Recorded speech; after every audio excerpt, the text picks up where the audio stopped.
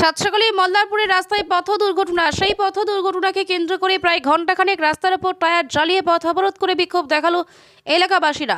স্থানীয় সূত্রে জানা যায়, শনিবার সকাল 7টা নাগাদ জামালপুরের দিক থেকে মল্লারপুর হাসপাতাল আসছিল এক সাইকেল আরোহী। তবে জামালপুর গ্রামীণ রাস্তা থেকে সাঁইথিয়া মল্লারপুর রাজ্য সড়ক উঠতেই এক টাটার সময় সেই সাইকেল আরোহীকে সজোরে ধাক্কা মারে আর ঘটনাস্থলে গুরুতরভাবে জখম হয়ে পড়ে ওই সাইকেল আরোহী। স্থানীয়রা দাবি করছে, ওই সাইকেল আরোহীর প্রচণ্ড আঘাত পাওয়ার জন্য তার কোমর ভেঙে গিয়েছে বলে অনুমান করছেন। তাই এই ঘটনাকে কেন্দ্র করে শনিবার সকাল 7টা 15 থেকে 8টা 30 পর্যন্ত সাঁইথিয়া মল্লারপুর রাজ্য সড়কের উপর মল্লারপুর থানার সংলগ্ন রাস্তার উপরে টায়ার জ্বালিয়ে প্রতিবাদে বিক্ষোভ দেখালো স্থানীয় এলাকাবাসীরা। পরবর্তীতে ঘটনাস্থলে আসে মল্লারপুর থানার পুলিশ প্রশাসন ও মল্লারপুর থানার পুলিশ প্রশাসনের আশ্বাসে প্রায় ঘণ্টাখানেক পর ওঠে পথ অবরোধ। পাশাপাশি এই আহত ব্যক্তিকে চিকিৎসার জন্য মল্লারপুর ব্লক স্বাস্থ্য কেন্দ্রে নিয়ে যাওয়া হয়েছে বলেও জানা যায়। কি করে হলো অ্যাক্সিডেন্টটা?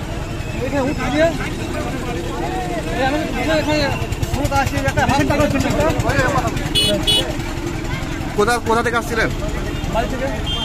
যাচ্ছিলেন কোথায়? যাচ্ছিলেন কোথায়? 5 মিনিট। কিসে মারল আপনাকে? কোন কিসের গাড়িতে? কি নাম আপনার? একটা অ্যাক্সিডেন্ট হয়েছিল। এক ভদ্রমহিলা সাইডে দাঁড়িয়ে ছিল, সকালে মর্নিং ওয়াক করতে এসেছিল। সেই মর্নিং ওয়াক করতে এসে বেচারি সাইডে দাঁড়িয়ে ছিল, ওকে মাঝখান থেকে পিছন থেকে একটা 12 চাকা গাড়ি মেরে দিয়ে আমাদের এই সিঁড়ি ভেঙে গেছে, সিঁড়ির ওপরে গাড়ি চেপে গেছিল। ভদ্রমহিলাটা অন দ্য স্পটে মারা গেছিল।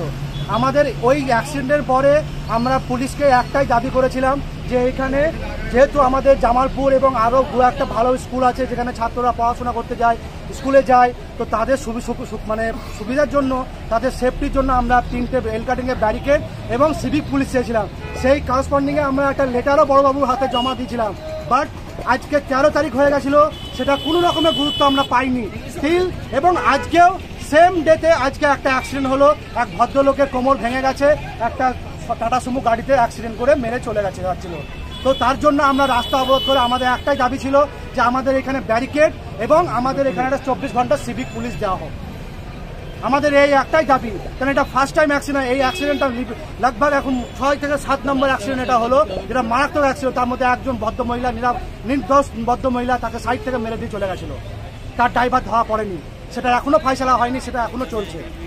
তা আমাদের একটাই দাবি ছিল যে আমাদের ব্যারিকেড এবং সিভিক পুলিশ, সেটা রেসপন্স পাইনি বলে আজকে আমরা সেম অ্যাক্সিডেন্ট হলো বলে আমরা অবরোধটা করতে বাধ্য হলাম।